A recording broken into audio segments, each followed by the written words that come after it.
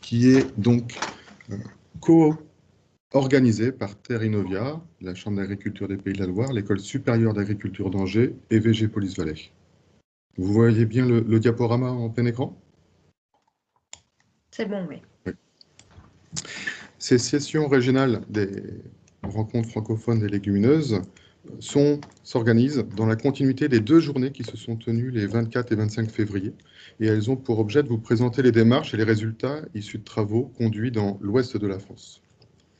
Aline Van de Waal, de la Chambre d'agriculture des Pays de la Loire, et moi-même, Henri Frelon, du pôle de compétitivité VG Police Valais, allons animer cette session, relayer vos questions et vous présenter les intervenants de cette matinée qui sera consacrée aux légumineuses fourragères. Avant de vous présenter le contenu du webinaire et de laisser la parole aux intervenants, je remercie Véronique Cartier de Terre Innovia qui, dans l'ombre, veille au bon déroulement de cette visioconférence. Et j'en profite pour vous préciser quelques éléments de bonne pratique pour le bon déroulement de ce webinaire. Je vous remercie donc de couper votre caméra pour conserver le débit maximum sur le diaporama et l'audio, en quelque sorte. Également, vous pouvez, autant que possible, lorsque vous allez poser des questions via le chat, ce qui peut se faire tout au long des interventions, vous identifier. Nous relayerons vos questions posées via le chat à la fin de chacune des interventions afin que les intervenants puissent y répondre. Enfin, je vous informe que ce webinaire sera enregistré et ensuite accessible en replay sur les chaînes YouTube des organisateurs. Voilà pour le côté pratique. Pour entrer dans le vif du sujet, cette première session régionale des RFL 3, intitulée « Légumineuses fourragères, maximiser sa production de protéines », sera composée de 4 interventions, dont une partie des travaux sont issus de la dynamique SOS Protéines qui a été initiée dans l'Ouest. Si je rentre un peu plus maintenant dans le contenu, ces 4 interventions elles seront réalisées par 5 intervenants que nous tenons à remercier. On commencera avec Stéphanie Guibert de la Chambre d'agriculture des Pays de la Loire, qui vous présentera des travaux et des résultats sur l'implantation des prairies sous couvert. On continuera avec Françoise Guillois de la Chambre d'agriculture de Bretagne, qui interviendra sur l'amélioration de la valeur fourragère des prairies d'associations graminées légumineuses, notamment via la fauche précoce. Anthony Huicheval de Arvalis vous présentera des résultats de travaux conduits sur la récolte-conservation de ces fourrages plus riches en protéines ou riches en protéines. Enfin, outre ces leviers, Denis Follet de la Chambre d'agriculture de Bretagne vous présentera un outil d'évaluation et de simulation de la mise en œuvre de leviers pour améliorer l'autonomie protéique d'un élevage.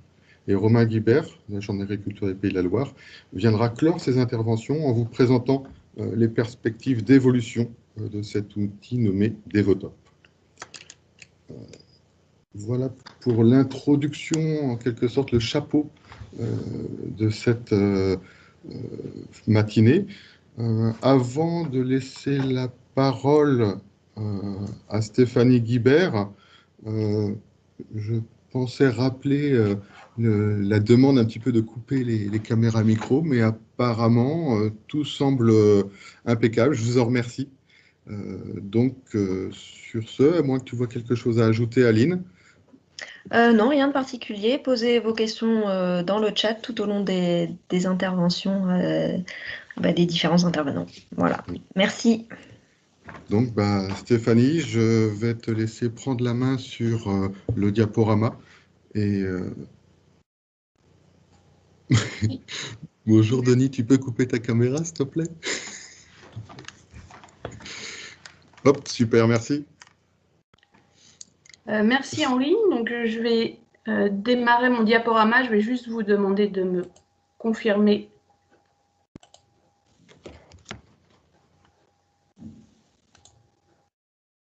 que vous l'avez bien à l'écran. On l'a bien en mode diaporama, c'est impeccable. Très bien. Je te laisse la parole. Bonjour à tous, je vais démarrer cette matinale en vous parlant de l'implantation des prairies sous couvert d'associations riches en protéagineux, donc des travaux qui sont réalisés en Pays de la Loire depuis maintenant quelques années. Alors, quelques éléments de contexte pour démarrer. Dans les systèmes d'élevage des Pays de la Loire et plus largement du Grand Ouest, les prairies constituent une des principales sources de protéines sur les exploitations, mais leurs conditions d'installation sont de plus en plus incertaines, avec des sécheresses fréquentes qui se prolongent sur la fin de l'été ou des conditions humides en sortie d'hiver qui perturbent les semis. Et à ceci s'ajoute une augmentation de la fréquence d'utilisation d'espèces pérennes à installation lente qui nécessitent des semis précoces pour être bien implantés, soit avant les premières gelées pour les semis de fin d'été, soit avant la sécheresse pour les semis de printemps. Dans le même temps, motivés par la recherche d'autonomie fourragère et protéique, les éleveurs ont développé ces dernières années les ensilages d'associations de céréales et de protéagineux, qu'on appelle communément métailles, récoltés plutôt en saison, on va dire courant mai en moyenne. Et ces fourrages enrichis en protéagineux, avec un rendement plus modeste qu'en récolte plus tardive, sont une voie pour concentrer les protéines dans les fourrages. Alors en combinant les deux, c'est-à-dire ces difficultés d'implantation des prairies et le développement des métailles précoces, dont la rentabilité est parfois délicate à trouver, ça nous a amené à travailler la technique du semis des prairies sous couvert de ces associations pour sécuriser à la fois l'installation des prairies et le système fourrager. Alors cette technique du semis sous couvert, elle est connue d'abord sur des pratiques de printemps, avec une implantation en début de printemps, sous couvert d'une céréale de printemps qui était pratiquée dans la région, notamment pour la luzerne. Donc une pratique plus innovante sur laquelle nous avons travaillé, c'est l'implantation à l'automne, sous couvert d'une association céréales protéagineux d'hiver, donc avec un décalage du semis de la prairie au mois d'octobre, dans des conditions d'humidité plus favorables. Donc l'association céréales protéagineux est semée en premier, à 2-3 cm de profondeur, puis la prairie, soit le même jour ou dans les jours à suivre, dans le premier centimètre de sol, avec un passage de rouleau ensuite, comme un semis de prairie classique. Donc l'association céréales protéagineux est ensuite récoltée au printemps, donc soit en récolte fourrage, avec une récolte plus ou moins précoce, soit en récolte grain.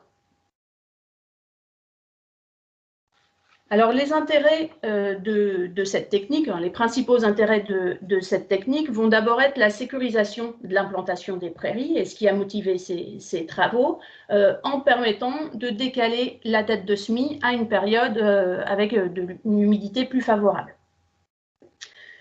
Ça permet aussi d'augmenter la biomasse produite en première année par rapport à un semis de prairie classique, on va dire, en sol nu, notamment si on a une récolte en fourrage de l'association céréales protéagineux.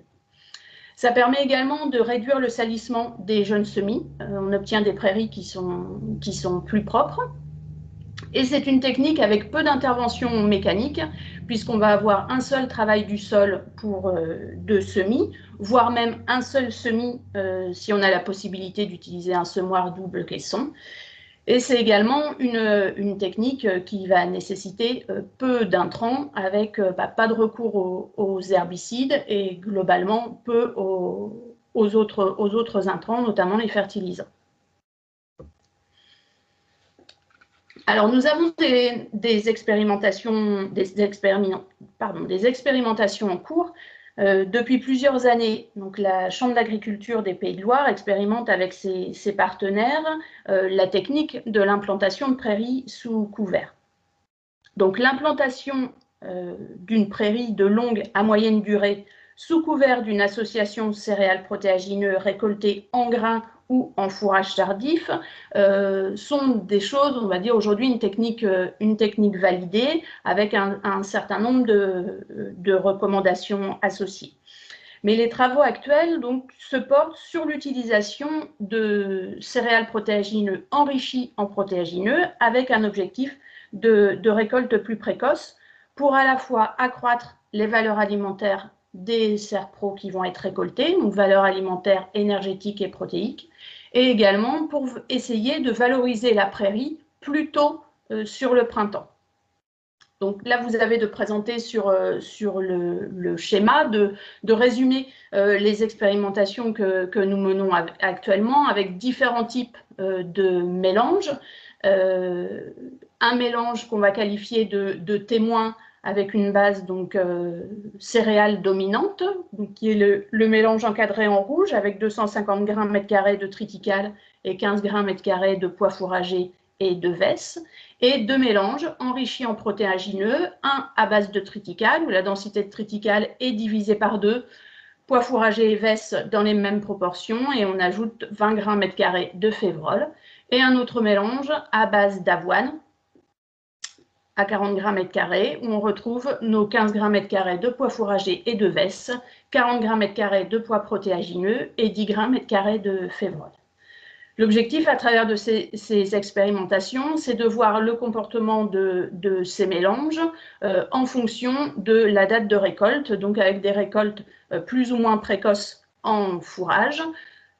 Une récolte précoce début mai qui correspond au stade de floraison du pois fourragé, une récolte courant mai, fin mai qui correspond au stade de floraison de la céréale et une récolte tardive en juin au stade laiteux pâteux de la céréale du mélange.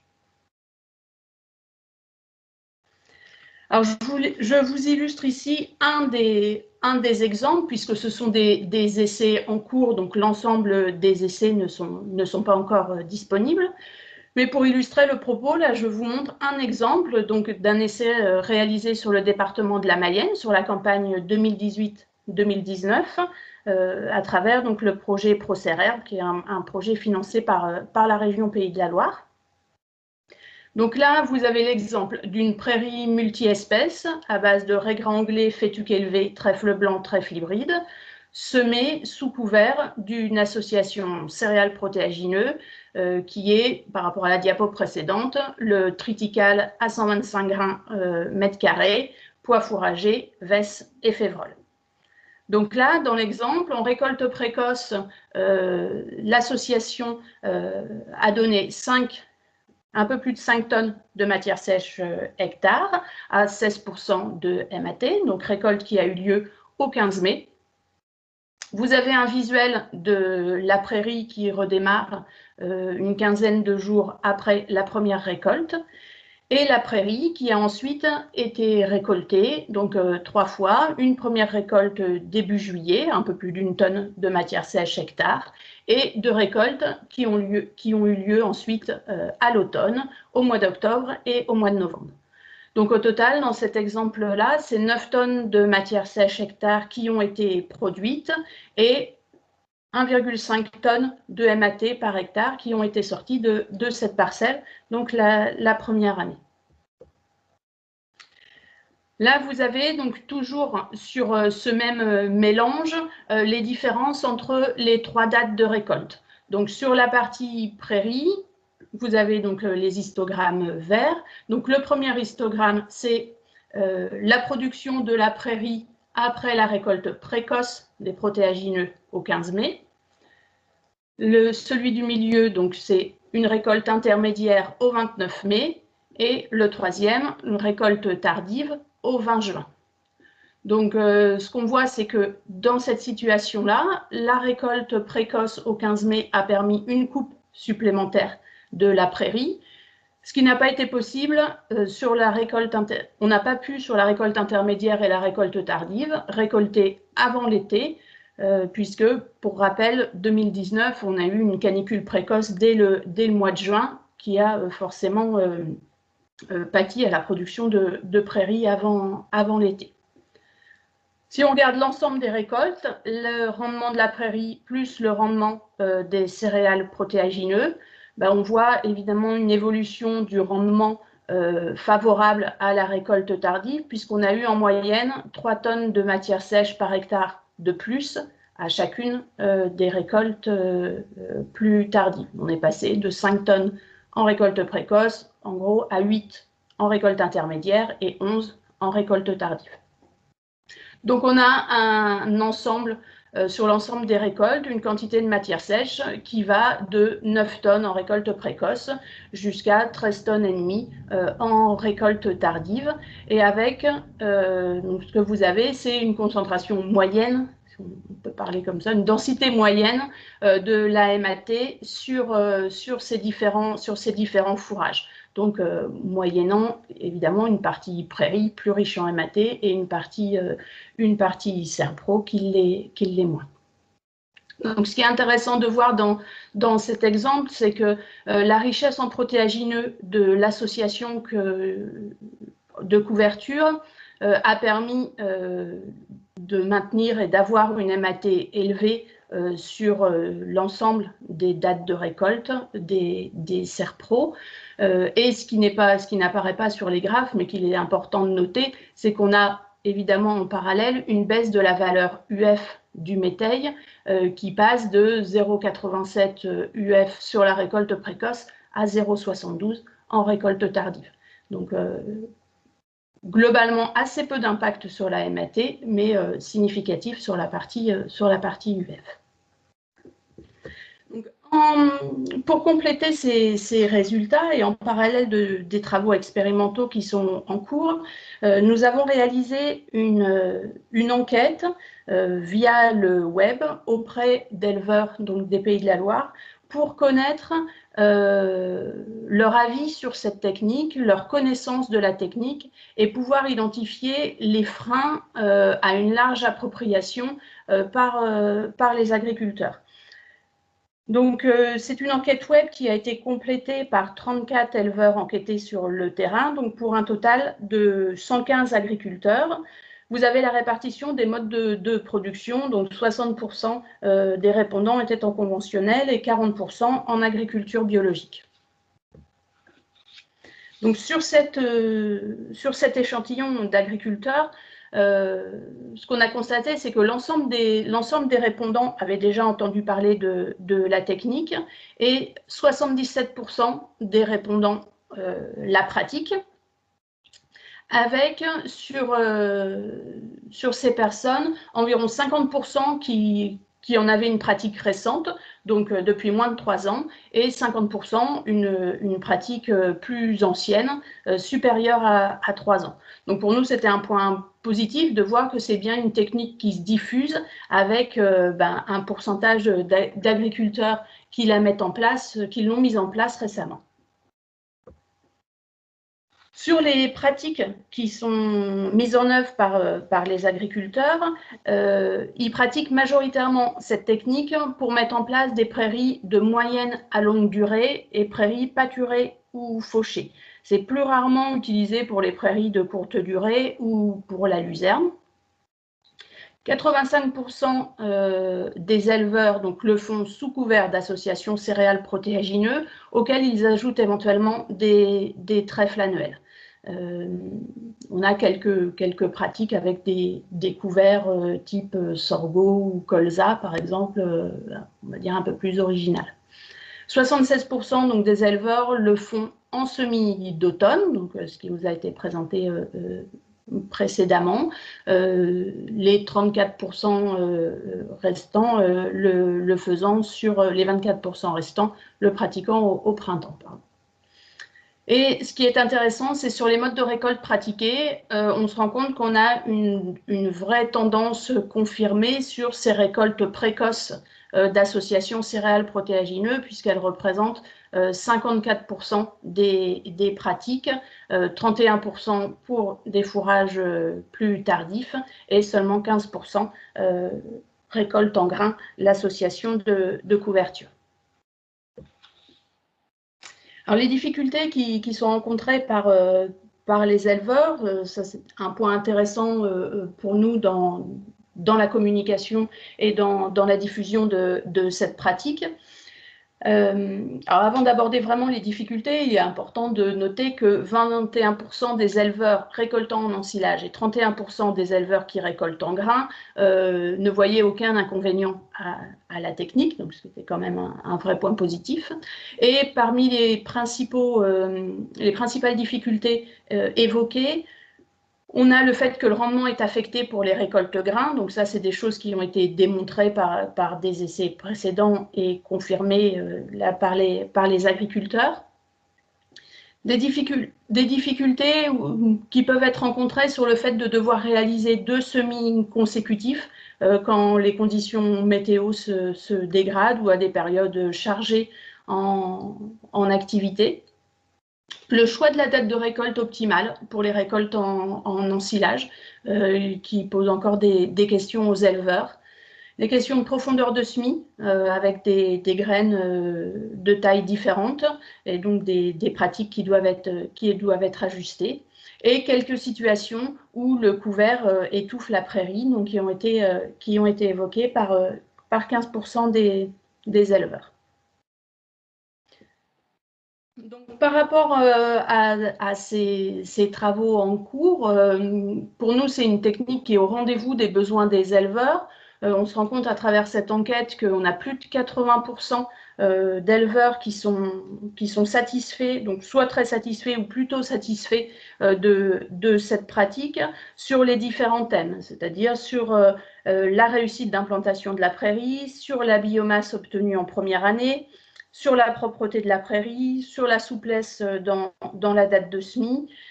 Tout ça sont des éléments sur lesquels ils sont satisfaits, avec un niveau de satisfaction qui est quand même supérieur sur les éleveurs qui pratiquent une récolte en fourrage de l'association. On voit qu'on a encore des questions sur la composition des mélanges et la date de récolte optimale à choisir pour les éleveurs selon leurs objectifs, qui vont être davantage de production de biomasse ou davantage misés sur la qualité. Donc encore des éléments à leur fournir. Nous, on a donc sur nos essais en cours, comme je vous l'ai présenté sur l'essai Mayennais, des tendances à confirmer pour rechercher le meilleur compromis technico-économique sur la date de récolte de la Serpro, à quel moment on va être le plus en adéquation avec les objectifs de l'éleveur, à la fois sur la production de Serpro, sur la production de la prairie et sur la qualité recherchée. Et puis un point de vigilance que j'ai mentionné là dans la conclusion, c'est notamment un point de vigilance sur les dates de semis, avec des difficultés notamment rencontrées sur la campagne 2019-2020, avec un automne très pluvieux qui a pu causer un certain nombre de difficultés chez les éleveurs, autant sur l'installation de la prairie que sur l'installation des céréales protéagineux de couverture. Donc, je vous remercie de votre attention. Je vais laisser vous donner la parole, à Aline pour les questions. Et j'en profite au passage pour remercier les partenaires techniques et financiers du projet ProCerHerbe qui nous permet aujourd'hui d'acquérir des nouvelles références sur ces associations et sur le semis sous couvert. Donc, ils sont la ferme expérimentale de Thorigné, la FNAMS, Terrena, la Chambre d'agriculture des Pays de Loire, et donc les financeurs, la région Pays de Loire et le ministère de l'Agriculture. Merci Stéphanie pour ton intervention très claire et complète. Donc on a quelques minutes pour prendre des questions sur ton intervention. Suite à ton intervention. Donc, il y a une première question que je vais relayer. Est-ce qu'il y a des céréales qui sont plus favorables dans ce type de mélange? Tu as parlé du triticale, mais est-ce que c'est parce que vous savez que c'est la plus favorable ou alors vous en testez d'autres aussi?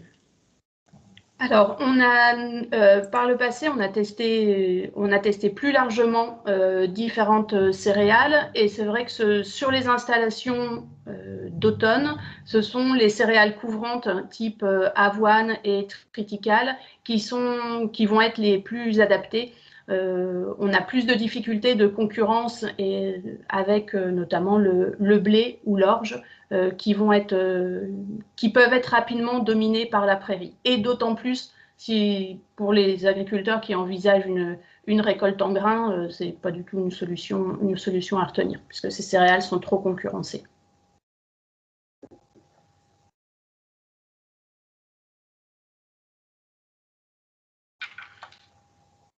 Je ne t'entends plus, Aline. Oui. Ah oui, pardon.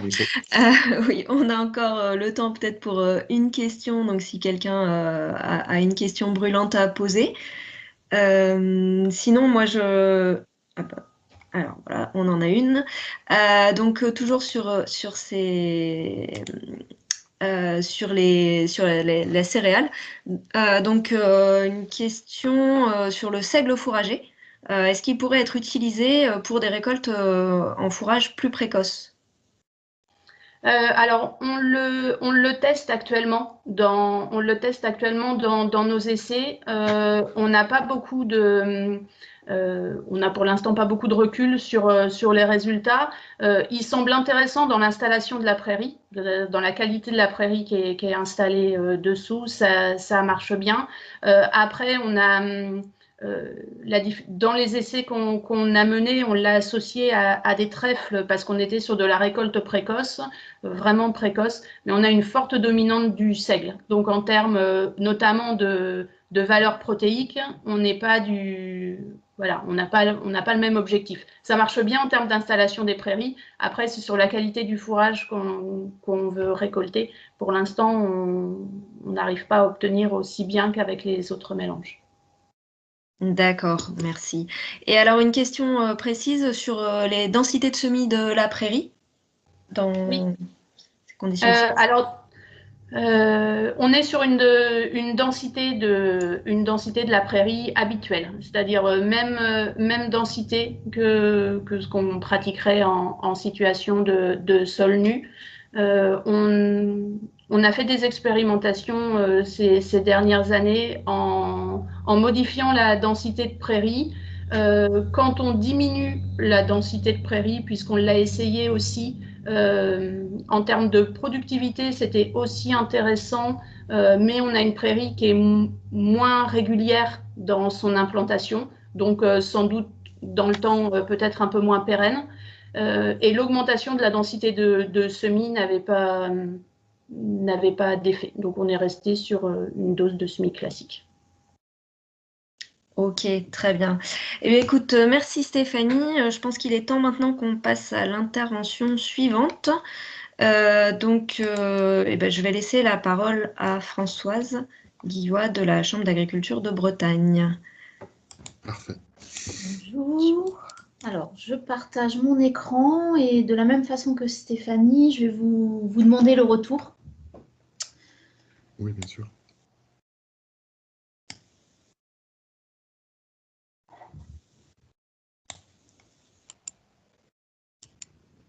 Alors,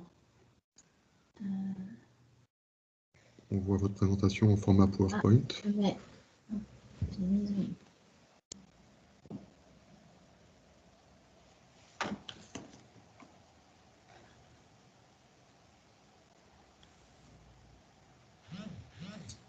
C'est parfait, Françoise. Voilà. Je vous laisse la parole. Donc, Françoise Guillois, je suis conseillère en production laitière et chargée d'études fourrage à la Chambre d'agriculture de Bretagne, et je vais vous présenter des résultats d'essais qui ont été conduits sur le thème suivant: améliorer la valeur des prairies d'association graminées légumineuses récoltées. Prairies d'association qui sont des prairies de fauche. Ces essais ont été réalisés dans le cadre du projet Forage Prod. Ils ont été réalisés à la station expérimentale de Moron, dans le Morbihan, et dans la station expérimentale de Trévarez, dans le Finistère. Ils ont été conduits, suivis par Daniel Lepichon, alors à l'époque responsable de la station expérimentale de Moron, Pascal Lecoeur pour la station de Trévarez, Élodie Tramboise et moi-même.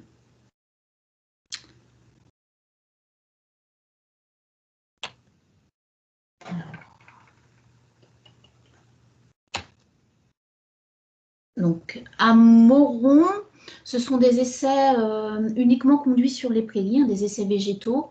La question posée, c'était est-ce qu'une date de récolte plus précoce va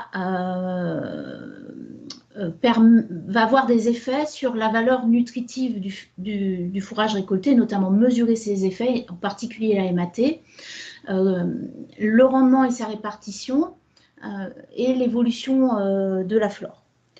Donc il y a eu deux séries d'essais, une première série qui a été implantée en septembre 2013 et récoltée en 2014 et 2015, puis une seconde série d'essais implantée en septembre 2015 et récoltée en 2016-2017.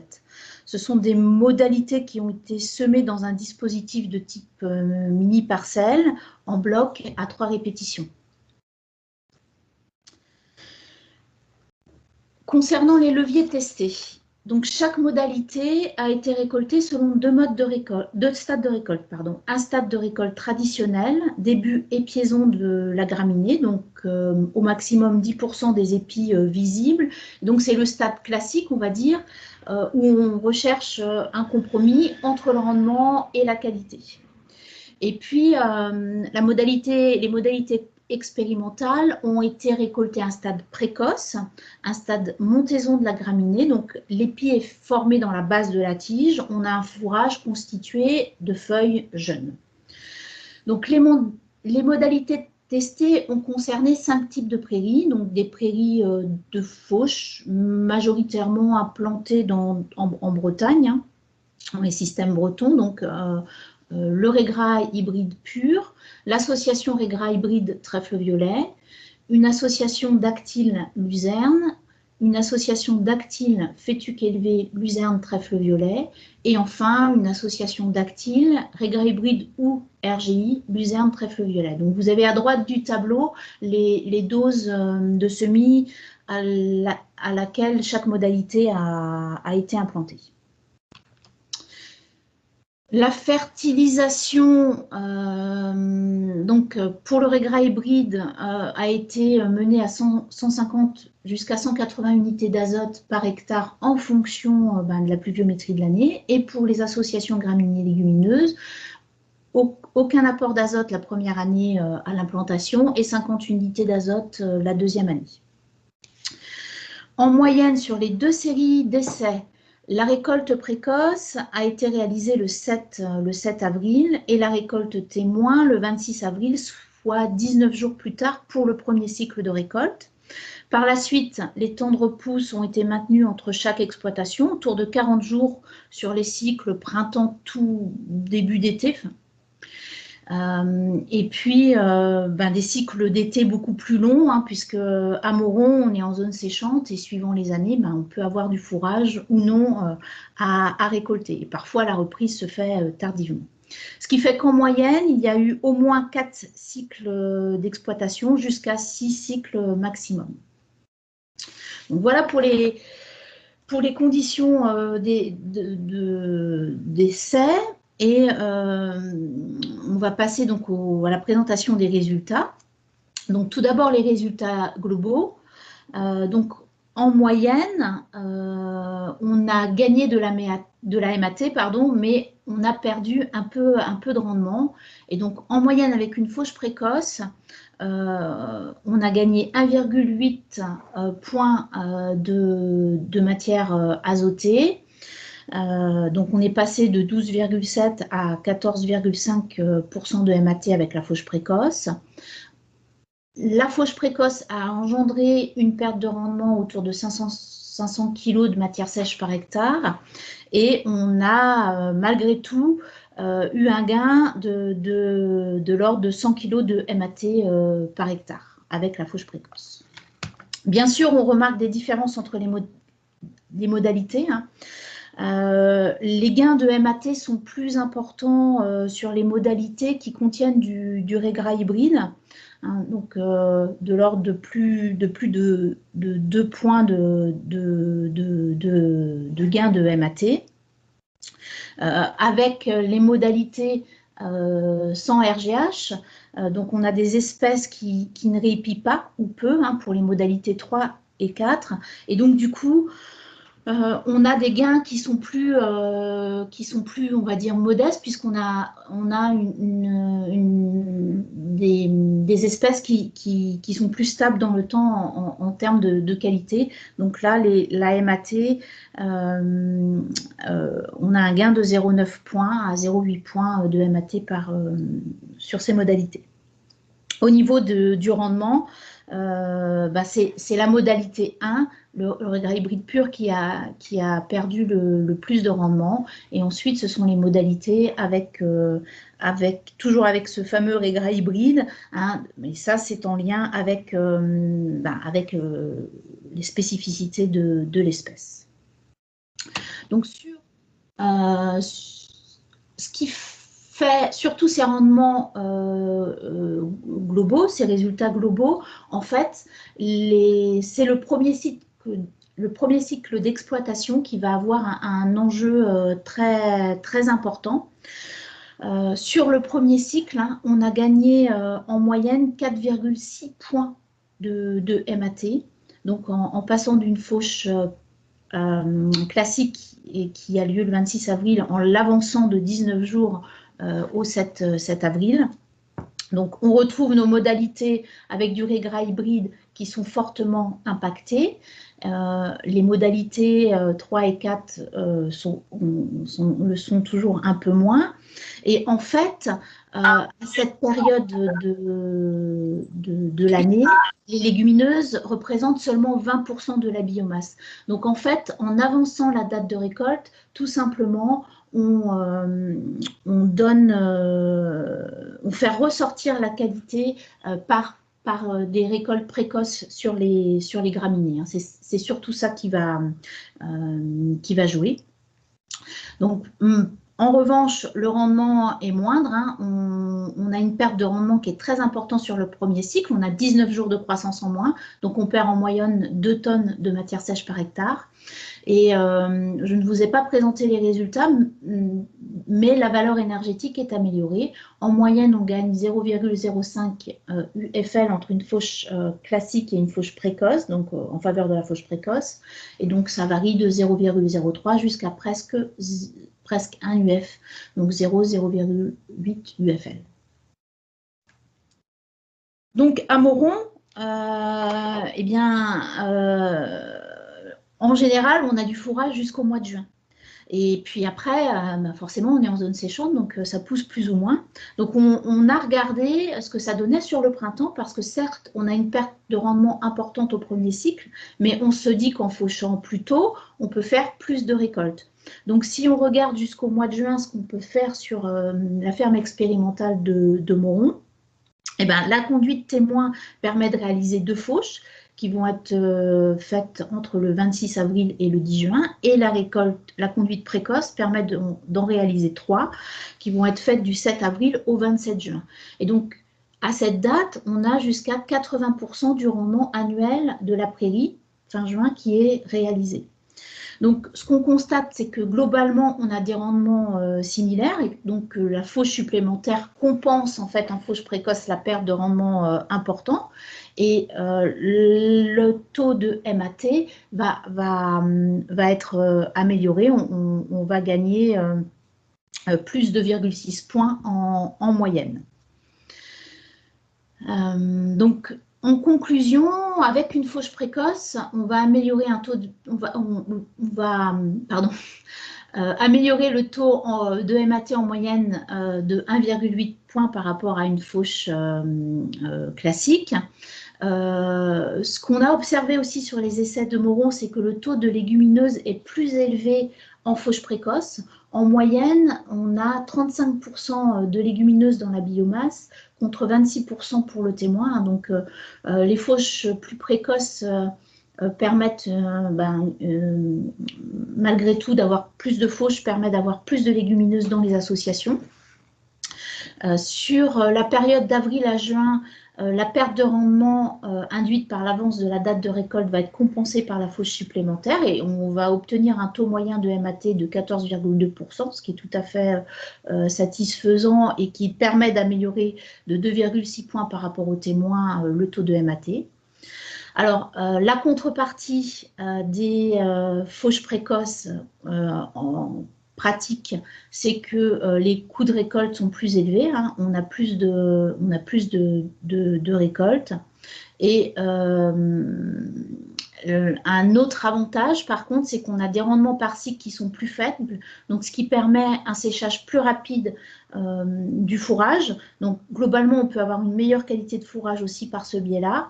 Et de ce fait, il y a moins de fourrage, des quantités moins importantes, donc on peut disposer de fenêtres météo plus courtes. Donc, voilà ce qu'on peut dire sur les essais qui ont été conduits à Moron. À Trévarez, eh bien, on a testé ces fourrages de qualité ou que l'on voulait de meilleure qualité sur les animaux. Donc, à Trévarez, les questions posées, c'était quels sont les impacts d'une coude plus précoce sur les valeurs nutritives et le rendement de l'ensilage d'herbe, l'ingestion et les performances des vaches laitières. Mais on est allé aussi jusqu'au temps de travail et à l'organisation des chantiers de récolte et jusqu'à la simulation des résultats économiques. Alors, j'ai fait le choix de vous présenter ici que les résultats concernant l'ingestion et les performances des vaches laitières. Il y a eu, pour répondre à ces questions, 4 hivers d'essais sur le troupeau conventionnel et 2 hivers d'essais sur le troupeau bio à Trévarez. Et donc, de la même façon, j'ai fait le choix de vous présenter ici les résultats d'essais sur le troupeau bio parce que les rations sont très simples, il n'y a pas de correction azotée, on a des résultats assez clivants et donc forcément pédagogiques. Donc, pour une présentation courte, c'était intéressant de vous les présenter. Donc, rapidement, le dispositif expérimental sur le troupeau bio, donc les récoltes du régras hybride trifle-violet, hein, à Trévarez, les récoltes du fourrage concernaient du régras hybride trèfle-violet. Donc, chaque parcelle d'essai était récoltée soit en fauche classique, soit en fauche précoce. Donc, pour la fauche classique, la décision de première coupe s'est faite sur le stade début épiaison, tout comme cité précédemment pour les essais de Moron. Et puis, les coupes suivantes étaient réalisées toutes les 6 à 7 semaines. Chaque récolte classique était ensilée dans un silo destiné à l'ensilage classique. Pour la fauche précoce, la décision de première coupe s'est faite sur le stade début montaison. Et puis, toutes les 4 à 5 semaines, on venait récolter un fourrage plus jeune. Donc, il y a eu en moyenne 5 coupes. Et donc, ce fourrage était conservé dans un silo, le silo des récoltes précoces. Pour ensuite pouvoir être distribué en hiver. Donc, le lot expérimental qui avait la récolte d'herbes précoces recevait 5 kg d'ensilage de maïs plus de l'ensilage d'herbes coupe précoce. Le lot témoin recevait 5 kg d'ensilage de maïs et ensuite de l'ensilage d'herbes coupe classique à volonté. Cette ration fourragère était complétée par 1,8 kg de maïs grain humide, 1 kg d'orge et 150 g de CMV. Il n'y a pas eu de correcteur azoté distribué, donc ces essais ont été conduits pendant 12 semaines avec une ration à volonté. Au niveau de la qualité des fourrages, donc on peut voir, tout comme on l'a vu pour Moron, une amélioration de la teneur en énergie et une amélioration de la valeur protéique en réalisant une fauche précoce. Donc, on a gagné 0,03 points d'UF en 2016 et en 2017, mais également une teneur en MAT de plus 6,3 points en 2016 et plus 5,7 points en 2017. Donc des valeurs fortement augmentées et de façon plus forte qu'à Moreau. Bien sûr, ces valeurs ont un impact sur les PDI et donc dans ces essais, on a toujours été gagnant en PDI, qu'il s'agisse des PDI ou des PDIN en 2016 et en 2017. Donc le graphique est assez parlant, on gagne en PDI. Comment s'est traduit la qualité de ces fourrages au niveau de l'animal? Eh bien, tout d'abord, en raison d'un moindre encombrement de l'ensilage d'herbe précoce et d'un meilleur équilibre du fourrage, on a constaté une très forte augmentation de l'ingestion avec l'ensilage d'herbe précoce, donc plus 4 kg de matière sèche en moyenne de fourrage ingéré en plus par rapport au lot témoin. Donc, ce fourrage en plus, cette ingestion en plus et un fourrage de meilleure qualité, on a gagné en moyenne plus 4 kg de lait par vache et par jour sur les essais bio. Donc, toutes vaches confondues. Pour les primipares, ça se traduit par 2,4 kg de lait par jour en plus. Pour les multipares, 4,8 kg par jour de lait en plus. Et si on regarde sur les lots bio vélage d'automne, donc pour les primipares, c'est 3,8 kg en plus, et pour les multipares, plus 6 kg de lait en plus. Donc, vous voyez une réponse forcément très impactante. Alors, en revanche, il n'y a pas eu d'effet constaté sur les taux, ni sur la santé ou la reproduction. Alors, pour conclure sur ces essais de Trévarez, sur le troupeau bio, donc bien sûr, quand on simule les résultats au niveau économique, on a un gain économique élevé, puisqu'on fait du lait en plus. Donc au prix où est payé le lait bio, forcément, même si la récolte coûte plus cher, l'impact est élevé. Donc, mais il y a une question qui s'est posée. Il faut bien voir si on donne la priorité à l'autonomie protéique au niveau du système ou à l'autonomie alimentaire, parce que la fauche précoce implique plus de petites coupes, donc un temps de travail autour de la récolte, mais aussi moins de rendement à l'hectare. Ça, on l'a aussi constaté sur Trévarez. Et comme il y a plus d'ingestion par vache, donc on a besoin de plus de stock. Donc, il faut bien se poser la question au niveau de la réflexion du système, si on donne la priorité à l'autonomie ou fourragère ou à l'autonomie protéique. Bien sûr, ces réponses-là, elles se feront en fonction de la surface en herbe, de la surface fourragère dont on dispose. Donc voilà, globalement, ce qu'on peut dire sur les fauches précoces. Elles améliorent la qualité de l'herbe.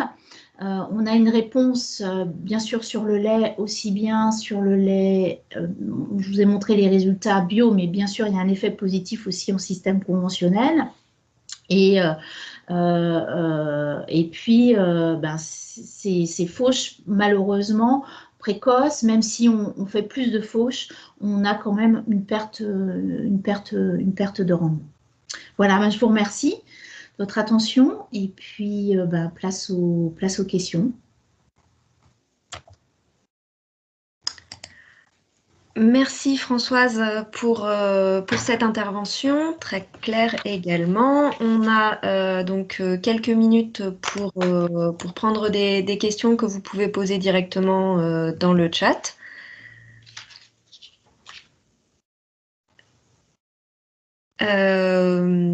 Alors merci à ceux qui n'interviennent pas également de couper leur caméra si c'est possible.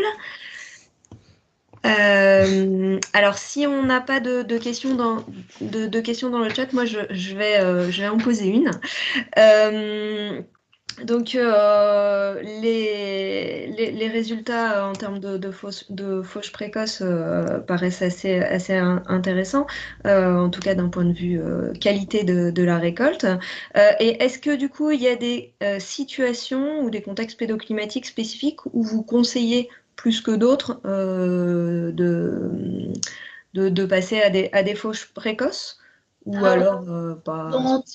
Dans tous les cas, en fait, donc dans les essais, forcément, on va jusqu'au bout, hein, on récolte tout jusqu'au bout, jusqu'à la fin de l'année.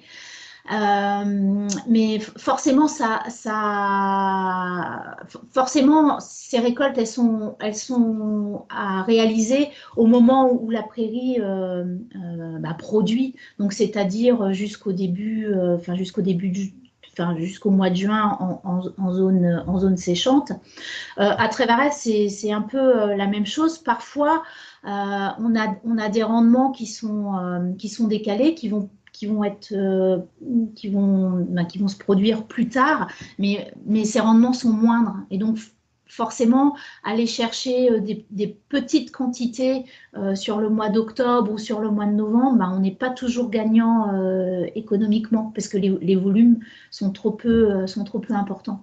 Donc, c'est vrai que c'est à préserver au moment où la prairie pousse. Et donc, globalement, c'est sur les 2-3 premiers cycles qu'il faut avoir ces pratiques. D'accord. Alors, on a une question. Donc, vous avez comparé 3 et 5 coupes. Oui, et est-ce que finalement, l'optimum, ce ne serait pas 4? Alors, on n'a pas comparé 3 et 5. Alors, 3 et 5, oui, sur Trévarez, c'est 3 et 5. Oui, c'est ça. C'est 3 et 5, mais certaines années, c'était 4. Est-ce que l'optimum ne serait pas 4? En fait, je pense que les éleveurs, ils font leur optimum en fonction de leur année climatique. Parce qu'on va toujours jusqu'au bout sur des essais, mais ils font leur optimum sur une année climatique. Et ben oui, voilà, certaines années, on peut aller chercher une 5e coupe ou une 4e coupe et d'autres pas. Alors, je fais un peu une réponse de Normand, mais oui, c'est en fonction de l'année climatique, bien évidemment. Bien sûr, merci. Alors, est-ce qu'on a le temps pour une dernière question ou pas? Alors, c'est peut-être une question à laquelle on répondra par mail sur oui, l'ingestion des... sur l'ingestion des fourrages, j'ai pas toute la question. Voilà, 4 kilos d'ingérés en plus devraient générer théoriquement plus de lait que le constaté. Avez-vous observé une réduction d'ingérés des autres ingrédients de la ration? Alors là, il faut que alors moi, Ouais. j'ai pas suivi dans le détail les essais conduits à la station expérimentale de Trévarez, mais je m'engage à répondre à la question avec les collègues par mail. Alors voilà. Hein, D'accord, parfait. En plus, ça va nous permettre de tenir le timing et de passer à l'intervention suivante. Donc du coup, on va donner vos coordonnées mail pour que Françoise puisse vous répondre. Voilà. Écoute, merci Françoise. On va donc maintenant passer à l'intervention suivante d'Anthony. Parfait, le diaporama est déjà là. On te laisse la parole. Merci. Parfait, merci Aline. Bonjour tout le monde, donc je suis Anthony Huitval, je travaille à Arvalis et je vais intervenir sur le thème de la récolte et de la conservation. Donc on a réussi dans les 2 premières interventions à produire différents fourrages et on va s'attaquer là à la récolte et la conservation. On va zoomer sur la forme humide, donc ensilage et enrubanage de fourrages dits riches en protéines. On définira lesquels ensuite. Et cette intervention, elle est le fruit de travaux qui ont été réalisés par beaucoup de partenaires que je cite ici, les chambres régionales d'agriculture de Normandie, de la Mayenne, du Limousin, la Fédération des Cumas de l'Ouest et le constructeur de matériel Kuhn qui a gracieusement prêté des matériels dans le cadre de différents projets Lusfil, Lusiva, Forage Prod et d'essais internes qu'on a réalisés au sein d'Arvalis. Donc on va parler de 2 types de fourrages aujourd'hui qui sont là pour constituer des stocks en complément de ressources qui sont pâturées. Et ces 2 types de fourrages, ce sont la luzerne en pur et les mélanges céréales protéagineux immatures. Donc, désolé pour le nouvel acronyme, mais ça correspond bien au CERPRO dont Stéphanie vous a parlé en première intervention. On est par contre là en train de parler des métailles qui sont récoltés tôt et qui sont enrichis en protéagineux. Vous le verrez ensuite avec quelques illustrations, mais on est sur des mélanges qui comportent plus de 50% de protéagineux et parfois jusque 100% dans les situations qu'on a rencontrées. Donc si je commence par la luzerne, on va les faire l'un après l'autre. Je vais commencer par la conclusion, c'est que finalement, une bonne valeur, et ça fait écho à ce que vient de nous présenter Françoise, c'est avant tout une question de stade. Et donc là, on n'est pas sur des valeurs sur pied que je vous renvoie ici, mais bien des valeurs qui ont été observées dans les élevages de Pays de Loire et du sud de la région Bretagne, à l'entrée du silo, donc lors de chantiers d'ensilage de luzerne. Je vous ai rapporté ici uniquement les résultats de la première coupe, enfin des différentes premières coupes qu'on a observées. En vert, le diagramme en vert, c'est la teneur en protéines qui est ramenée en grammes par kilo, et en rouge, la valeur énergétique en fonction des différents stades de développement qu'on a pu qualifier sur le fourrage sur pied. Si je retiens une situation d'un éleveur qui se donnerait pour objectif d'avoir près de 20, entre 19 et 20% de protéines la plupart du temps, tout en tenant une densité énergétique encore intéressante de l'ordre de 0,8 UF par kilo de matière sèche, ça signifie de cibler le stade début bourgeonnement pour atteindre en pluriannuel ces objectifs d'apport protéique important dans la ration. Si on prend ensuite l'itinéraire technique, on va un petit peu saucissonner pour voir comment on peut jouer. On a une difficulté majeure avec les légumineuses fourragères, c'est le fait que le pétiole, donc qui fait le lien entre les feuilles et la tige, est extrêmement fragile mécaniquement.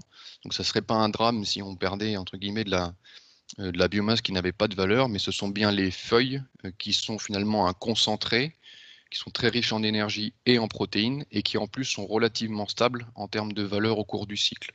Donc c'est plutôt leur proportion en fait des feuilles qui baisse au cours du cycle de végétation qui fait que la valeur diminue. Puisque ce sont les tiges qui deviennent majoritaires avec le stade, leur valeur est bien inférieure. D'un point de vue énergétique, on est sur un foin moyen, voire médiocre. En termes de teneur en protéines, on est un petit peu supérieur, mais néanmoins près de 2 fois inférieur à ce qu'on peut retrouver dans les feuilles. Donc l'enjeu de toute chaîne de récolte, c'est de garder les feuilles jusqu'à la gueule de l'animal, et avant tout jusque dans le silo ou dans la balle enrubanée. Et sur ce point, toute chaîne de récolte commence par une action de coupe, donc l'intervention d'une faucheuse, et toutes les faucheuses ne se valent pas en termes d'agressivité vis-à-vis du fourrage. Donc c'est en particulier vrai des luzernes, enfin des légumineuses prairiales dont la luzerne est un bon emblème. Les faucheuses dites classiques à plat, donc qui n'ont qu'une action de coupe finalement de section des tiges, occasionnent assez peu de pertes, de 1 à 3% de la biomasse qu'on a initialement sur pied. C'est un peu le fond de cuve en dessous duquel on peut difficilement descendre. Puis ensuite viennent les conditionneuses à rouleau, qui ont une agressivité un petit peu supérieure, mais néanmoins, dans certains essais, on ne voit pas de différence en termes de niveau de perte. Et puis, les faucheuses qui occasionnent le plus de dégâts sont les conditionneuses à doigts ou à fléau, très adaptées à la conduite des graminées, mais pour le coup pas adaptées à la conduite des légumineuses, puisqu'on a enregistré dans certains essais en France, mais c'est aussi vrai dans la bibliographie internationale, des pertes qui peuvent dépasser les 10% de la biomasse et qui concernent évidemment pour l'essentiel des feuilles. Ça, c'est pour le côté agressivité mécanique. Et puis, bien sûr, entre en jeu la course contre la montre, où il faut sécher le plus rapidement possible. Et pour des questions de compromis, pour le coup, les conditionneuses à rouleau c'est un peu une évidence, mais sont bien l'outil qui permet d'obtenir ce meilleur compromis. Quand on n'est pas équipé de des équipements qui sont quand même assez spécifiques et qu'on a des conditionneuses à doigts ou à fléau qui sont présentes soit sur les fermes, soit en commun, le tout c'est de faire au mieux avec ce que l'on a. Certaines conditionneuses sont équipées de peignes en fait, qui contraignent le fourrage à se faire encore plus frapper par les doigts ou les fléaux. On peut les effacer pour faciliter le flux et réduire l'agressivité. On peut aussi systématiquement, quels que soient les modèles, desserrer la tôle qui est située à l'aplomb du conditionneur. Là encore, l'objectif, c'est faciliter le flux pour réduire l'agressivité. Et enfin, c'est disponible, mais plus ou moins facile de réglage, c'est de réduire la vitesse du conditionneur qui, le plus souvent, est entre 900 et 1000 tours en régime rapide et peut descendre de l'ordre de grandeur de 700 à 800 tours par minute. Les réglages sont plus ou moins fastidieux, mais en tout cas, c'est ce qui peut permettre de passer de 10 à 11% de perte à près de 5. Donc c'est un levier partiel, mais néanmoins intéressant lorsqu'on a des surfaces importantes de légumineuses à conduire. Une fois qu'on a fauché, que finalement on a choisi le bon matériel et ou les bons réglages, On peut aussi occasionner finalement des pertes mécaniques plus tard dans l'itinéraire technique. C'est vrai lors du fanage ou de l'endénage. Avant tout, c'est se poser la question de faut-il le faire par rapport aux conditions de séchage, la biomasse que j'ai à sécher et la teneur en matière sèche que je souhaite atteindre. Donc ça, c'est le premier point. Et ensuite, si je dois intervenir, c'est de faire en sorte de réduire l'agressivité des pièces travaillantes, donc les doigts en fait, des gyro-endaineurs ou des gyrofaneurs. Si je prends l'exemple du gyro-endaineur ou gyrofaneur, lorsque je l'utilise à 540 tours minute, qui est le régime maxi de ces équipements-là, je frappe le fourrage à près de 40 km/h. Donc sur un fourrage qui serait dont les feuilles seraient sèches, cassantes, évidemment, ça fait des dégâts mécaniques assez importants.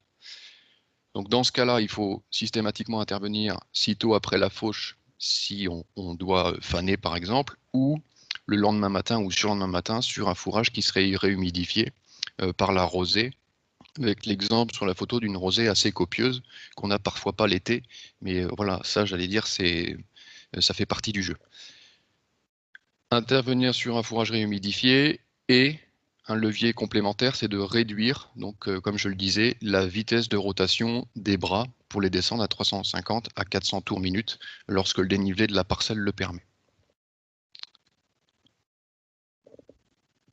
Pour l'enrubanage comme pour l'ensilage, les enjeux de perte quantitative sont bien moindres que ce qu'on aura en foin, parce qu'on va bien sûr beaucoup moins loin en termes de teneur en matière sèche.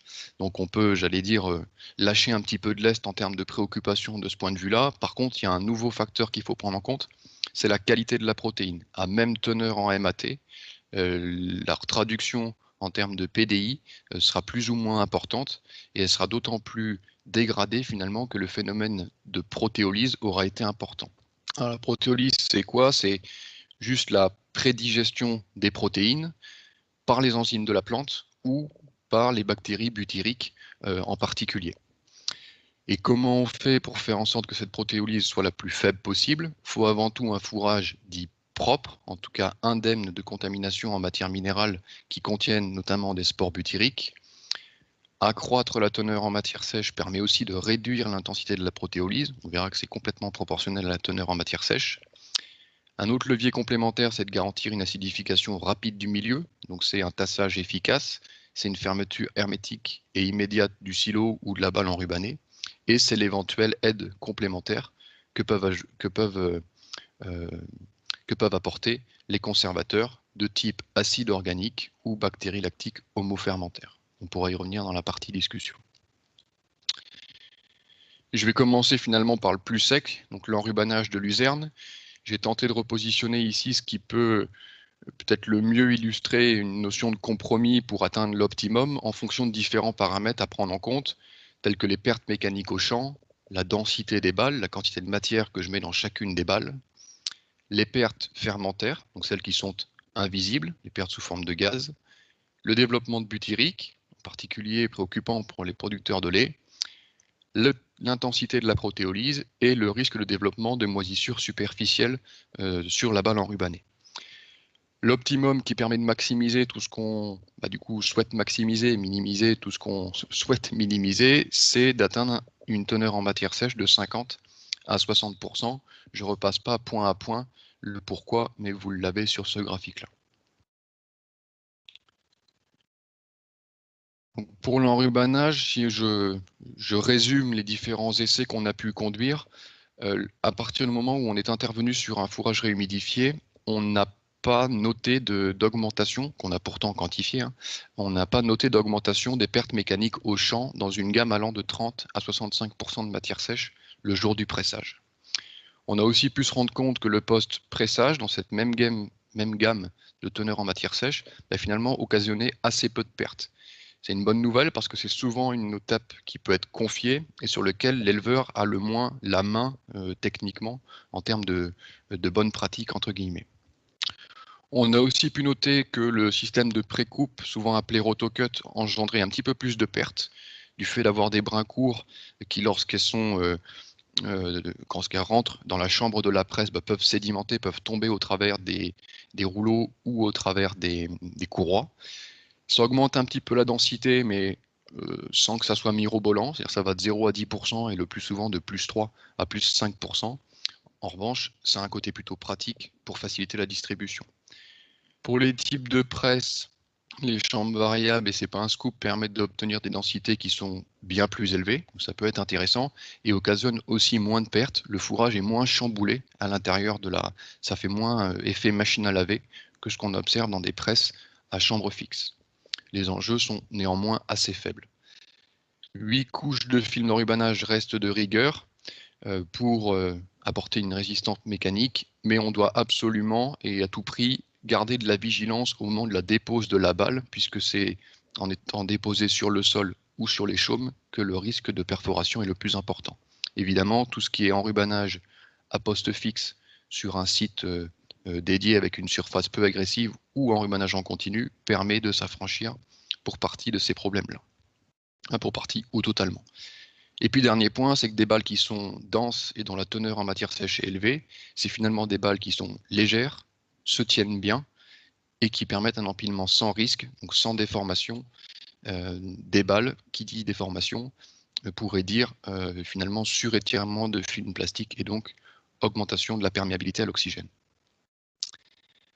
Si je passe sur l'ensilage désormais, donc on revient sur de l'humide, il y a quasiment les mêmes paramètres qui sont positionnés ici par rapport à ceux que je vous présentais sur l'enrubanage, avec l'ajout par contre de la gestion du front d'attaque et des problèmes d'échauffement qui peuvent se produire au front d'attaque. Pour des questions notamment de réduction du phénomène de protéolyse et de développement de butyrique, on observe que des ensilages qui sont réalisés sur une gamme 35 à 45 de matière sèche permettent de minimiser assez fortement ces deux paramètres importants. La conséquence plutôt négative, c'est une augmentation de la sensibilité à l'échauffement. Ça veut dire que quand on est sur les teneurs en matière sèche qui dépassent 40%, il faut reporter une vigilance assez importante sur le bon dimensionnement du silo pour permettre une vitesse d'avancement bien suffisante. Donc je commence par le bas de cette diapo. Le minimum de 10 cm par jour de vitesse de dessilage ou de 20 cm par jour, donc 10 cm en hiver, pardon, et 20 cm par jour en été, sont des préconisations qui tiennent pour des fourrages qui sont de l'ordre de 35% de matière sèche et qui atteignent des densités proches de 200 kg de matière sèche par mètre cube dans le silo. Si on est sur les teneurs en matière sèche plus élevées pour profiter des bénéfices du préfanage plus poussé, ça veut dire qu'il faut avancer de manière supérieure. On peut largement rajouter 5 cm pour chacune des périodes. Avec un fourrage qui est jeune et bien préfané, c'est assez surprenant de voir à quel point on peut obtenir des densités bien plus importantes et du coup en réduire la porosité. Donc il faut jouer sur ces deux paramètres-là pour préserver à la fois la qualité protéique mais aussi les échauffements. Et puis un dernier point qu'on a pu aussi observer au cours des suivis de chantier qui ont été réalisés, c'est que le regroupement des andins juste avant l'ensileuse permet d'accroître le débit de chantier de manière assez importante à l'ensileuse, et du coup de réduire les coûts de récolte de manière assez notable. Quand on dit les coûts de récolte, on a déduit ici le coût d'intervention supplémentaire avec le regroupement d'andins. Donc c'est une pratique qui est plutôt bénéfique pour le portefeuille, sans être trop préjudiciable pour la qualité, dès lors que les bras sont bien ajustés, que la préparation de sol permet de ne pas incorporer trop de terre dans le fourrage, et surtout d'être sûr d'avoir une teneur en matière sèche minimale. Si on est humide et qu'on a incorporé de la terre, bah finalement c'est un peu la double peine, puisqu'on est sûr de voir les butyriques se développer. Autrement, pour toutes les autres situations, c'est plutôt une pratique bénéfique, à la fois côté technique, mais aussi côté économique.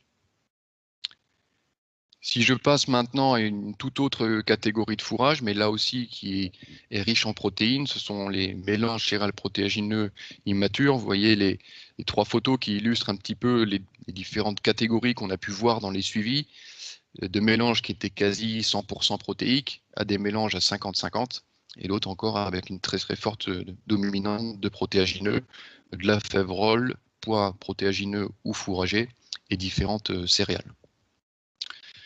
De tous ces suivis qui ont été faits, il y a des constantes.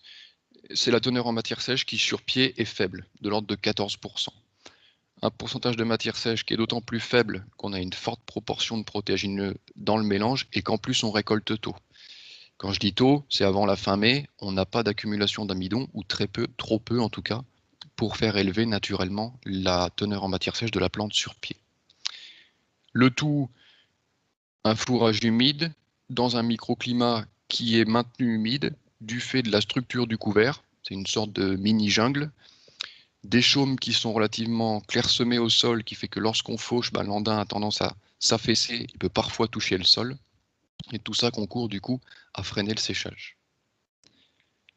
Donc clairement, par rapport aux luzernes où on est capable de bien décrire des choses, des itinéraires qui sont performants, on se cherche encore un petit peu concernant ces fameux métails, avec des avantages et des inconvénients à chaque fois pour les outils de fauche, des andins étroits issus de conditionneuses qui peuvent être repris directement par l'ensileuse, donc on n'a pas de contamination en matière minérale, c'est plutôt positif. Par contre, on sèche moins vite.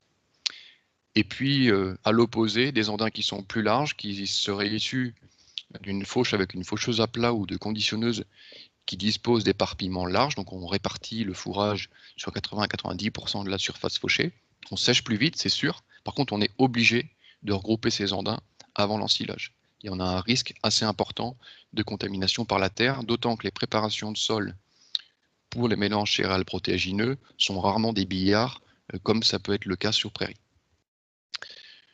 On a quand même des développements d'outils qui peuvent nous paraître intéressants. C'est l'exemple sur la photo de l'andaineur à tapis, avec son action de soulever via le pick-up le fourrage et de le déplacer sur la bande, sur le tapis roulant, le fourrage, qui est théoriquement moins contaminant. C'est en tout cas ce qui est très bien documenté sur d'autres fourrages, et c'est notamment le cas de la luzerne. Ça mérite d'acquérir de la donnée complémentaire sur ces types de matériel pour voir dans quelle mesure ils sont une bonne solution intéressante pour les métails, même s'ils sont encore peu présents sur le terrain. Finalement, avec ces fameux métails, par rapport à tous les autres fourrages prairiaux, ça rebat un peu les cartes. Techniquement, on aurait toujours le souhait d'être à 35% de matière sèche pour bénéficier des atouts que ce préfanage apporte, réduire la protéolyse, le risque butyrique, favoriser l'ingestion. Mais en fait, techniquement, on est vite bridé. On se dit que déjà, c'est bien si on obtient du 30% de matière sèche. Alors, certaines années, ça va me faire mentir parce que les créneaux météo sont tellement favorables, mais en moyenne, c'est une difficulté assez forte. Ça veut dire qu'il faut l'intégrer et que par rapport à d'autres fourrages prairiaux, par rapport à ce qu'on pratique, il faut rajouter du temps de préfanage, de l'ordre de 1 à 2 journées, soit un temps de présence mini au sol de 60 à 72 heures, voire 96 heures, en conditions fraîches, c'est-à-dire sans risque d'échauffement du fourrage dans les andins. Un petit repère qui mérite d'être affiné, mais un cumul de 6 mm d'évapotranspiration sur des données météo prévisionnelles, en l'absence de pluie bien sûr, sur la durée totale de séchage, suffit à atteindre le 30 à 35 de matière sèche avec la plupart des fourrages prairiaux. Sur ces métails, compte tenu des espèces et de la structure du couvert, il faut plutôt tabler sur du 8 à 9 mm pour être sûr d'atteindre ce seuil-là. Voilà, donc ça c'est vrai pour, je le répète, des récoltes plutôt précoces avec des fourrages riches en protéagineux. Et j'en ai fini pour cette présentation. Je vous remercie pour votre attention et un merci tout particulier à tous les contributeurs techniques dont j'ai remis les logos ici et évidemment aux différents financeurs des projets qui ont servi à bâtir les références présentées là. Et je suis à votre dispo pour les questions. Merci Anthony pour cette présentation claire et très pratique. Donc en attendant les questions dans le chat, est-ce que tu peux peut-être nous dire quelques mots sur l'intérêt des conservateurs? Tu l'as abordé rapidement pour la luzerne, mais peut-être pour le métail. Ouais. Alors finalement, on va recourir au même conservateur. Il y en a un qui est peut-être de moins en moins utilisé, mais pour autant qui a fait ses preuves techniques. C'est tous les conservateurs acides. Donc là, on apporte un acide qui a une efficacité d'acidification assez immédiate et surtout qui oriente les fermentations très vite vers de bonnes fermentations, c'est-à-dire les fermentations lactiques, au détriment des fermentations acétiques et butyriques par exemple. Donc ça, c'est un premier type. Et puis le second, les bactéries lactiques homofermentaires. Leur intérêt sera d'autant plus pertinent à la fois techniquement et économiquement que ça se fera sur un fourrage préfané. Elles auront une meilleure activité et efficacité, ces bactéries, dans un fourrage préfané. Et en plus, les préconisations sont en nombre de bactéries par gramme de fourrage brut. Donc plus on aura préfané, plus finalement le coût du conservateur ramené à la tonne de matière sèche est inférieur. Je donne juste un chiffre, c'est que dans tous les essais, alors qui sont assez peu documentés d'ailleurs, hein, sur métail, mais sur prairies qui sont plutôt riches en, sur voilà, des mélanges graminées et légumineuses, l'ajout de bactéries lactiques homofermentaires à la dose efficace permet d'économiser d'un point de vue quantitatif 4% de matière organique. D'un fourrage qui a une valeur économique, si on met 150 €, ça fait qu'on est capable, entre guillemets, de rembourser l'action, un investissement de 6 € par tonne de matière sèche pour un conservateur, sans tenir compte des effets positifs par ailleurs sur la qualité sanitaire, notamment du fourrage. Voilà. Ok, merci pour ces précisions. Alors, on a une question, enfin, c'est plutôt une remarque dans le chat sur le type de matériel, sur l'endaineur à tapis, qui améliore très nettement la qualité du produit récolté pour les métailles multi-espèces, donc dans ce cas particulier, alors que pour la luzerne, plutôt l'endaineur à soleil. Ça conforte un petit peu ce que tu disais. Ouais. Sur l'endaineur à soleil, je ne sais pas dans quelle situation il est utilisé par cette personne-là. Pour le foin, il a un avantage majeur, c'est un débit de chantier qui est assez énorme, donc ce qui permet de saisir des créneaux météo avec de la rosée, notamment un fourrage humidifié extrêmement court. Donc ça, c'est très très positif, ça va dans le bon sens. Pour les situations en humide, il a largement été démontré que les endaineurs à soleil, par leur principe de fonctionnement, étaient beaucoup plus contaminants en matière minérale, au-delà du fait de tresser l'andain qui peut parfois un peu freiner le séchage. Donc un point de vigilance quand même important pour les situations humides. Endaineur à soleil et teneur en matière sèche insuffisante, c'est pas le meilleur cocktail pour être sûr d'avoir un fourrage indemne de butyrique notamment. D'accord. Très bien. Est-ce que tu peux également nous apporter quelques repères sur le tassement pour les silos? Oui, alors en repère, je ne sais pas si c'est un repère chiffré, en tout cas, il n'y a pas de préconisation distincte de ce qu'on a sur les autres fourrages. Donc il y a une préconisation qui est celle de 400 kg d'engins tasseurs par tonne de matière sèche entrante et par heure. Donc les conversions ne sont pas évidentes.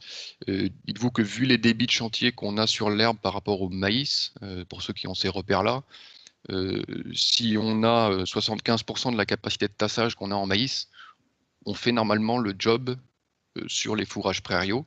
Donc c'est surtout un enjeu important quand on a un fourrage très préfané, comme je l'expliquais sur la luzerne. Sur les métailles, le cas particulier en récolte précoce avec beaucoup de protéagineux, la porosité du silo n'est pour l'heure pas trop un problème du fait de la difficulté à finalement beaucoup préfaner. Ça ne veut pas dire qu'il faut relâcher du lest sur le tassage, mais en tout cas c'est moins problématique. Et ensuite l'épaisseur des couches elle reste la même, 20 cm maxi, répartis de manière homogène. Voilà, tous les bons ingrédients qui valent sur les autres fourrages sont aussi valables sur fourrage prairiaux, bien sûr. Très bien. Écoute, merci Anthony pour toutes ces précisions. On est presque parfait dans le timing. Merci à tous. Du coup, je propose qu'on laisse la parole à Denis Follet et Romain Guibert pour leur intervention à deux voix sur Devotop, l'outil d'évaluation de l'autonomie protéique.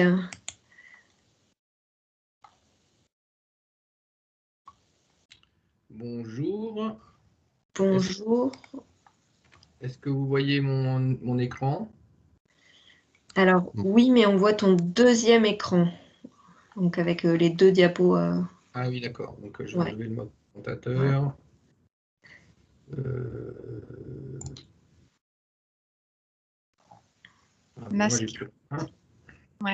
Masquer le mode présentateur.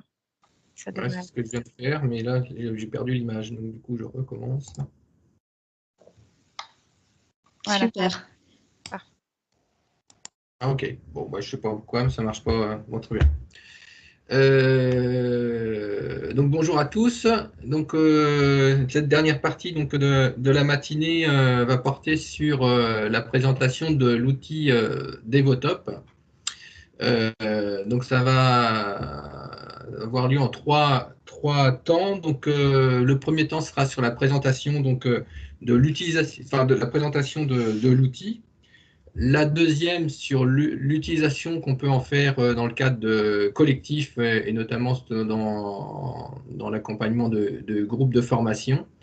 Et le troisième temps sera sur les perspectives d'évolution de cet outil-là.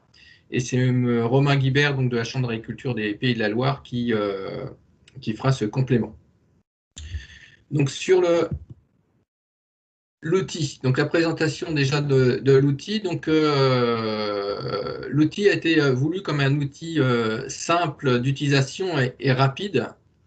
Et qui puisse être utilisé dans 5 filières. Donc, vous avez les petits pictogrammes, hein, donc en production porcine, caprine, ovine, les ateliers laitiers et puis la viande bovine.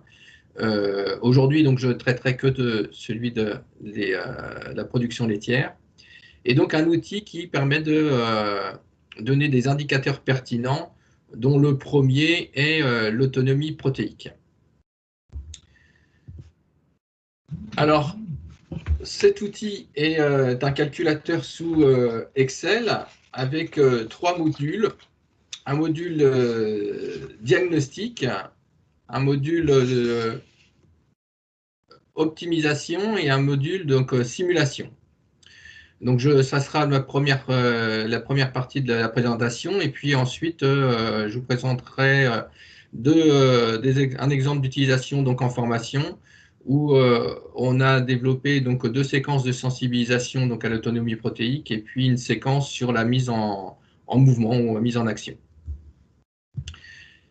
Donc le module diagnostic, donc c'est un module qui permet de situer son exploitation et pouvoir la comparer à des références qui correspondent au système de production qui lui est le plus proche. Donc le principe du diagnostic, c'est de... Vous voyez bien les diapos passés? On est toujours sur la diapo diagnostic, optimisation, simulation.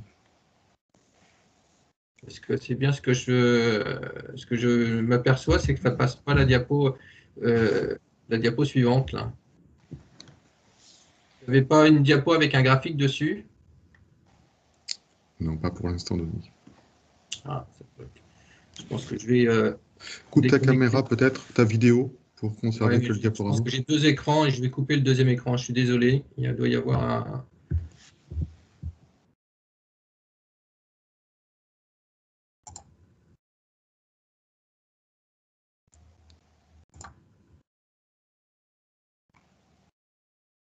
Désolé pour ce petit contretemps technique. Là, on a perdu ton diaporama. On n'a plus que la vidéo. On revient sur le diaporama. C'est bon? Et ça y est. On voit le diaporama en plein écran, c'est bon. Et là, vous avez bien le graphique avec... Non, on est revenu sur la même diapositive. Essayez de passer les diapos avec votre clavier et non la souris. Ça fonctionne mieux. Et là, ça fonctionne. On est sur le principe de calcul de l'autonomie. Ah, super. Bon, ça y est. Donc, il y avait donc les petits soucis techniques avec un deuxième écran et je pense que ça coincé. Bon, je suis désolé. Donc, je reprends sur le principe de calcul de l'autonomie. Donc, le principe est assez simple. On fait l'inventaire donc des animaux et de leur production sur l'exploitation. Donc, en production laitière, le nombre de vaches, le nombre de génisses, la production par vache, les taux. Et à partir d'ABAC, en fonction de chaque catégorie d'animaux et en fonction de leur production, on a les quantités, les besoins en MAT de chacun des animaux. Ce qui nous permet de calculer à l'échelle de l'exploitation les besoins théoriques de la MAT de l'exploitation ou de l'atelier en question, donc l'atelier lait. En face, on regarde les achats, donc la production donc enfin pas la production, les apports donc de MAT, soit à travers donc les concentrés qui sont achetés ou les fourrages éventuellement, et ces aliments sont catégorisés dans trois volets. Donc, soit ils viennent de outre-Atlantique, donc ce qui est typiquement le soja brésilien, donc il est visualisé avec un petit bateau, soit c'est de la MAT nationale, soit c'est local ou régional et c'est représenté par un tracteur. Donc on localise la MAT qui est importée. Donc on a d'un côté les besoins en MAT, de l'autre côté ce qui est apporté de l'extérieur ou acheté. Donc la différence, c'est ce qui est produit sur l'exploitation, ce qui est noté comme l'autonomie donc en protéines. Donc une méthode assez simple pour calculer l'autonomie protéique. J'ai vraiment des soucis pour passer les diapos.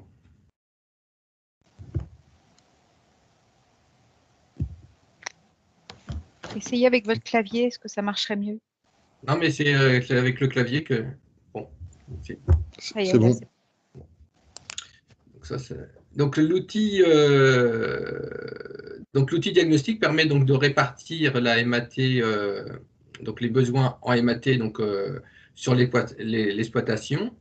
Donc répartit les sources, donc là en quantité, suivant si c'est des fourrages, des concentrés, les concentrés achetés ou les concentrés produits, et éventuellement donc des fourrages achetés. Donc ça, c'est en termes de quantité. Et ensuite, on peut répartir la MAT suivant sa provenance. Donc comme je le notais tout à l'heure, soit c'est une provenance locale, donc la MAT produite sur l'exploitation est évidemment locale, soit c'est la MAT régionale ou la MAT donc, qui provient donc de outre-Atlantique et qui est visualisée sur notre graphique là en rouge. Donc là, en l'occurrence, il y aurait 17% de la MAT nécessaire sur l'exploitation qui viendrait donc du Brésil par exemple. Et un dernier point, on peut calculer donc la MAT donc, par atelier, si on a plusieurs ateliers, le coût de la dépendance en MAT, le coût de la MAT qui est achetée.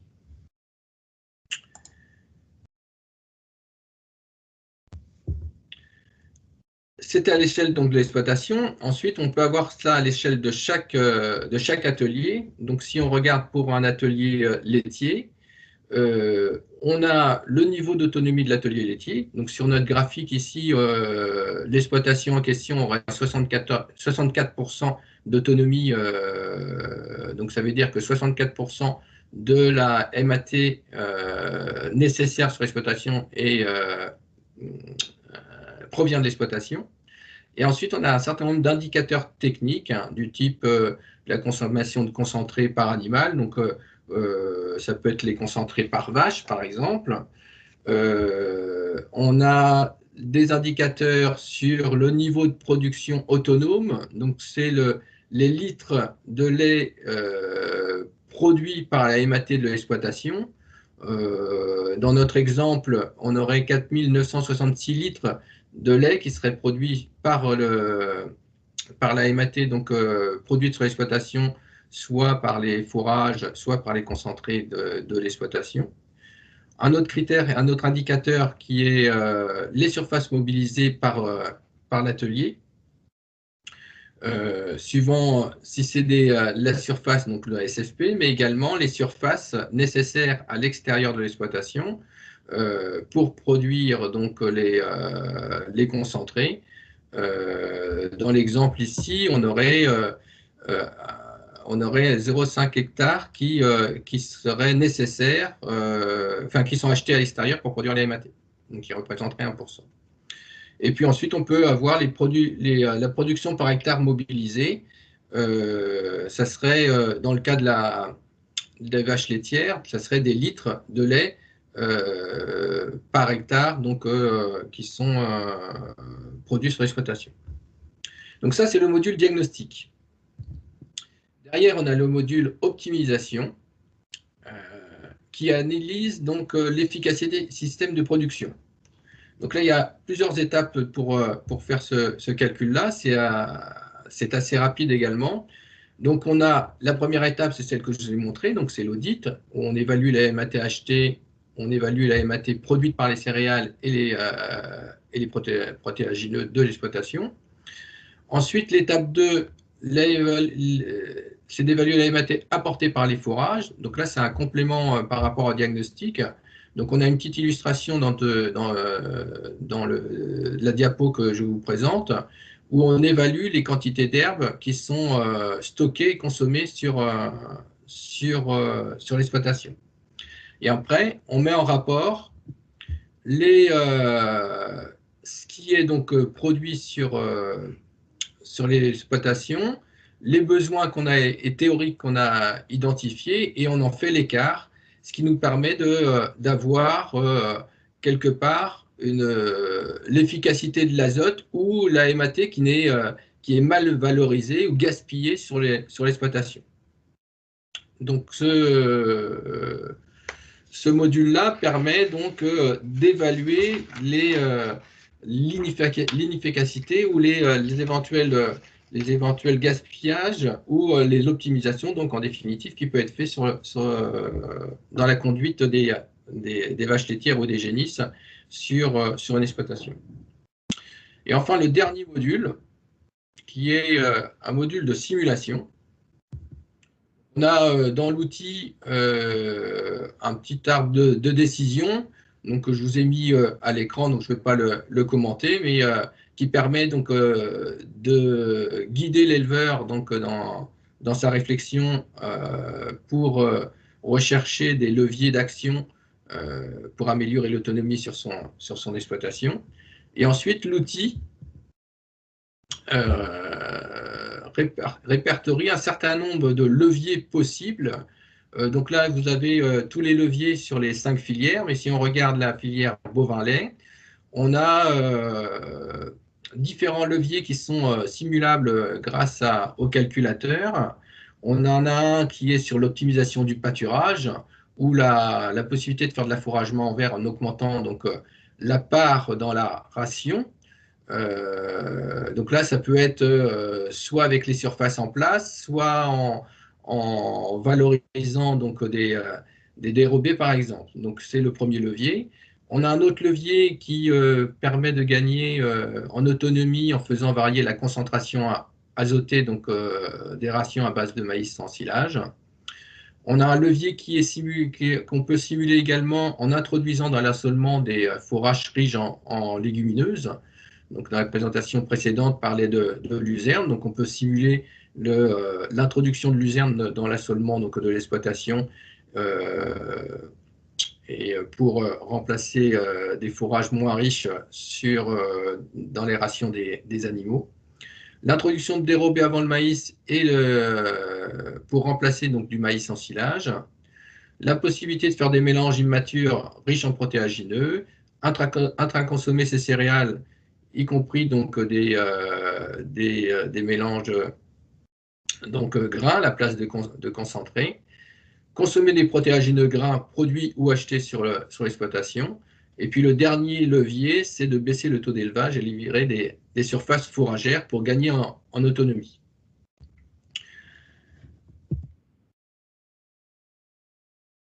Donc le principe de la simulation se fait donc en plusieurs étapes. Donc le principe, c'est donc qu'on introduit un nouvel élément, un nouvel aliment dans le système d'alimentation donc des animaux. Donc on a la quantité, sa nature. Donc ça a forcément des impacts sur le rendement et des impacts de surface. Ensuite, une fois qu'on a introduit le nouvel aliment, il remplace un autre. Donc on regarde à quoi il va se substituer. L'étape 3, c'est l'outil qui le calcule avec les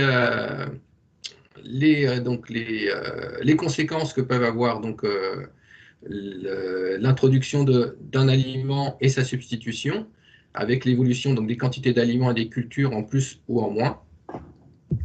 Et on arrive donc à ce type de feuilles graphiques, enfin de feuilles de calcul sur l'outil Excel. Donc, je vous ai parlé des trois premières étapes. Donc, on introduit un aliment, par quoi donc il sera substitué.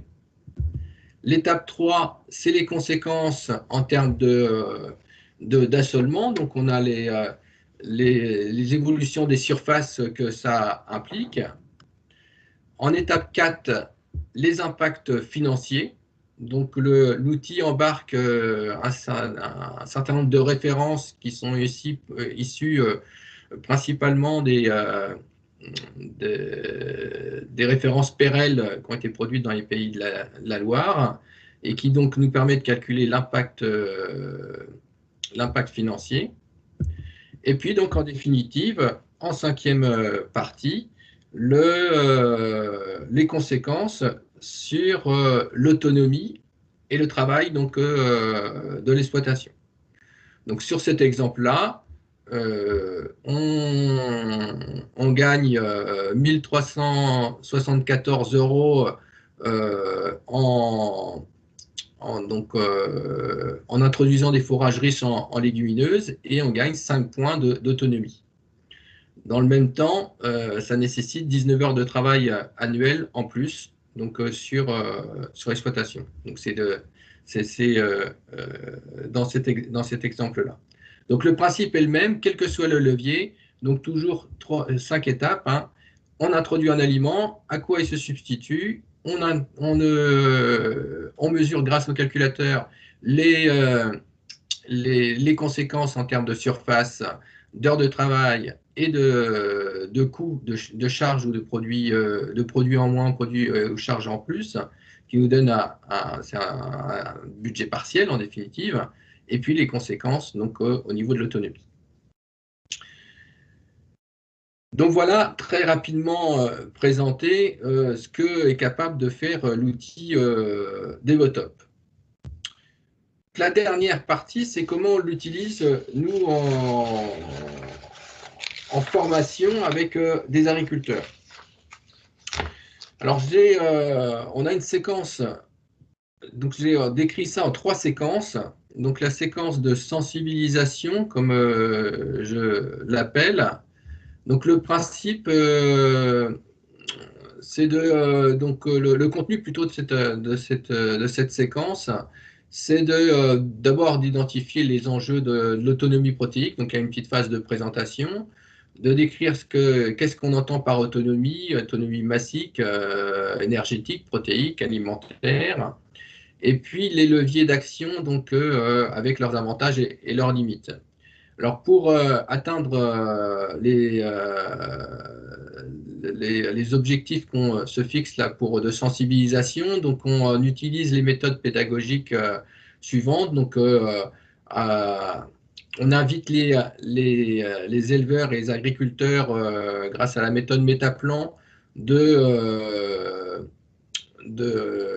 d'écrire quel levier ils seraient à même d'actionner sur leur exploitation ou de façon facile ou plus compliquée. Donc on les limite pas et donc ils inscrivent ça sur des post-it. On les fait travailler donc d'abord dans un premier temps en individuel et une fois qu'ils ont réfléchi sur les leviers possibles, on affiche les post-it sur le graphique, enfin, suivant les 3 composantes qui sont indiquées sur la diapo, hein, donc suivant si c'est des leviers qui jouent sur les concentrés, si c'est des leviers qui sont plutôt actionnés à travers donc, les fourrages, ou si elles ont des impacts plus globaux à l'échelle donc, du système. Ce qui nous permet déjà de positionner les leviers suivant ces trois axes-là. Dans un deuxième temps, on les regroupe par 2 ou 3 et les faire travailler sur les leviers en leur demandant comment ils voient développer la technique, quels sont les avantages et les limites de la technique doivent décrire. Et on revient ensuite en groupe, le groupe plénier pour qu'ils nous présentent chacun la description de la technique qu'ils ont retenue. Et nous, en parallèle, on fait des apports théoriques. Donc, on a très concrètement, lorsque j'interviens, moi j'ai une batterie de diapos qui, en fonction donc, des interventions, en fonction des interrogations donc, du groupe, on peut sortir tel ou tel diapo pour pouvoir répondre aux questions ou enrichir donc, les échanges. Donc, c'est une séquence là qui dure sur en gros une demi-journée. La séquence suivante utilise l'outil. Donc, on s'appuie sur l'outil Devotop. On présente donc la méthode de calcul un peu comme je l'ai fait précédemment dans ma présentation. Les indicateurs qui sont produits. Le but est de positionner aussi chacune des exploitations sur chacun des indicateurs. Et puis après, on les fait discuter le groupe sur le résultat et les pratiques de chacun. Donc concrètement, comment on procède? Eh ben, les résultats des exploitations sont présentés sous forme donc, de graphiques. Je vais vous montrer des illustrations dans la diapo suivante. On fait s'exprimer les éleveurs en faisant une analyse critique des pratiques, par les participants eux-mêmes et par nos commentaires. Et donc, on mutualise, donc chacun décrit ses pratiques sur l'exploitation en essayant de retenir les pratiques qui sont plutôt... qui permettent de dégager plus d'autonomie par rapport à son collègue ou pas, quoi. Et de la même manière qu'on faisait dans la séquence précédente, lorsqu'il y a des questions qui se posent, les intervenants font des apports théoriques sur telle ou telle pratique. Et au final, donc, on leur remet leur diagnostic individuel, donc chacun repart avec son diagnostic. Ça nécessite un prérequis, c'est-à-dire d'avoir fait les diagnostics au préalable. Donc, ce que je n'ai pas dit dans la présentation de l'outil, un diagnostic demande donc à peu près 1 heure de saisie, une fois qu'on a récupéré les éléments auprès des éleveurs. Donc, les éléments, c'est essentiellement des éléments qui sont dans les comptabilités. Donc, Denis, voilà des exemples de... Excuse-moi, Denis. Oui. Je vais te demander d'aller rapidement sur la fin de ta présentation. En tout cas, sur ces présentations-là de résultats, peut-être pas... Il me reste une diapo et c'est terminé. Super. Merci. Donc là, donc je vous ai présenté, là, donc juste pour illustrer, hein, quel type de graphique, quelques exemples de graphiques on peut sortir donc, de l'outil Devotop. Par exemple, donc l'autonomie de l'atelier lait en haut à droite, le nombre d'hectares mobilisés pour produire 100 000 litres, donc c'est un indicateur qui peut être calculé dans l'outil Devotop et sont comparés. Donc on a tous les éleveurs qui sont dans le groupe, ils sont comparés donc aux références que l'on a par ailleurs dans les suivis qu'on a pu faire dans le cadre du projet donc, SOS Protéines. Et donc, dernière séquence que j'ai appelée la séquence mise en mouvement. Donc là, on revient donc, c'est également à peu près sur une demi-journée. Donc, on est, grâce à l'outil, on peut, les éleveurs, à l'issue de la deuxième séquence, ont choisi un ou deux leviers à mettre en œuvre sur leur exploitation. Et là, donc, de nouveau, avec le groupe, on simule de façon assez rapide les leviers qu'ils souhaitent actionner, et on a donc les résultats qui s'affichent, et on peut de nouveau faire discuter, parce que donc, les références qui sont embarquées dans l'outil peuvent être modifiées à tout moment. Donc, on peut être amené en tenant compte de la situation pédoclimatique de l'exploitation, des conditions donc, de chacune des exploitations. On peut modifier donc, les références qui sont embarquées, ce qui permet d'affiner en direct, ensemble et en groupe, donc les simulations qui sont faites. Donc, je voulais présenter une utilisation collective. Cette utilisation peut évidemment être faite aussi en individuel. Donc, comme je le disais tout à l'heure, donc ça nécessite donc une heure donc d'utilisation. Donc, j'ai fini pour ce qui est de ma partie. Je vais laisser donc Romain poursuivre avec les perspectives d'évolution, sans avoir oublié donc de remercier donc tous les partenaires qui ont participé donc à la création de cet outil-là, dans le cadre donc du projet Terre Unique, et les partenaires qui s'affichent à l'écran. Merci. Tony, je vais te laisser m'aider et continuer à défiler les diapositives, s'il te plaît. Oui. Pour passer à la suite et effectivement directement imaginez un futur à Devotop. Vous l'avez vu, c'est un outil qui existe, qui est solide et ce qui est déjà un préambule. Si tu peux passer la diapo suivante. Mais on pense que Devotop mérite d'être élargi. Ses forces, c'est qu'il existe et qu'il embarque déjà un modèle de calcul et énormément de références solides. Mais il a été construit dans un périmètre effectivement ouest, Bretagne, Pays de la Loire, qui peut peut-être être élargi à l'ensemble du territoire. C'est un outil simple mais pas simpliste parce qu'il a aussi permis de développer des nouveaux indicateurs. Et pourtant, c'est un diagnostic qui peut être rapidement fait puisque entre une demi-heure et une heure, avec les bons documents et les bonnes ressources et un éleveur, on a des repères déjà faciles pour travailler avec les éleveurs. Simplement, effectivement, il faudrait peut-être briser la chrysalide pour voir éclore un plus joli papillon, simplement en termes d'ergonomie et d'esthétique, qui peut lui offrir justement le meilleur déploiement. Et puis élargir son usage lors de ce travail-là, sur tout le territoire national et puis sur quelques productions supplémentaires. Il y a effectivement peut-être les volailles notamment à rajouter qui sont presque dedans, mais il faut simplement les consolider et puis élargir peut-être à quelques contextes locaux ou quelques productions particulières.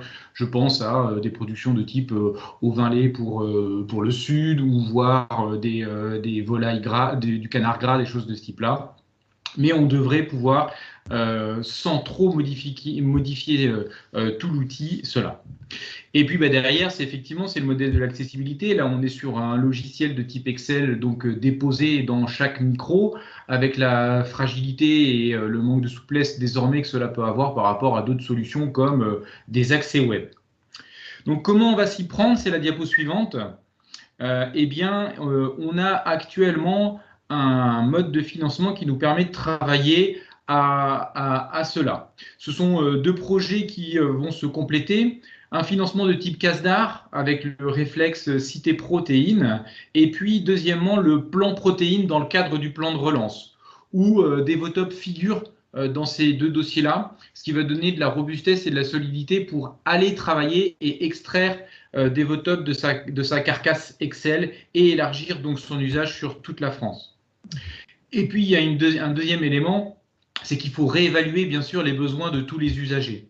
Il date désormais et il a été construit on va dire avec ses indicateurs dans une réalité économique et technique d'il y a maintenant environ 5 à 7 ans. Peut-être qu'aujourd'hui, les motivations à utiliser et à travailler l'autonomie protéique sont un petit peu différentes et qu'il faut mettre en avant certains indicateurs existants par rapport à d'autres. Donc c'est pour ça qu'on a besoin de réévaluer ça. Et puis au niveau timing, on est sur une livraison courte, puisqu'on va aller sur du fin 2022. Pour autant, comme vous l'avez vu, il marche, il est utilisable et il mérite à être utilisé en l'état. Et d'autant plus que vous, usagers, tous les retours que vous pourrez nous faire vont servir justement à réajuster, réadapter le format à vos besoins d'aujourd'hui, ceux de 2021-2022. Enfin, un outil n'a pas de sens sans mode d'emploi et sans comment l'utiliser. Tu viens de le démontrer, Denis. Toi, tu l'utilises avec des groupes de progrès. Eh bien, c'est un petit peu ce panel-là qu'on veut aussi offrir dans le cadre de ces projets. Avec la diapo suivante, s'il te plaît. Offrir différents formats d'utilisation. C'est ce qu'on a appelé des passeports.